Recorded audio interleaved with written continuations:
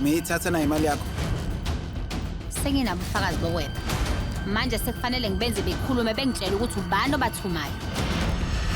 Akwenziwe. Ngifuna imbiko yama-account ecacile kuzona zonke izindleko. Kusumele ngitshela unkosazana u-Anisha. Ngokuzayo uma ebuza ngamaphepha kuqala, vele wenza amaphepha engewona, umnikeze wona. Yebo, madam. Wangithembisa ukuthi uzongipha noma siphi isipho engisicela ngebirthday yami. Isiphi isipho esifunayo?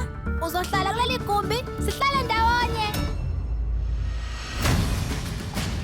Uma uRani ejaha uGita, kuzoba ubufakazi obuqanda ikhanda ukuthi le ntombazane yengubo ezemnyama uRani uzobolela ejele impilo yakhe yonke.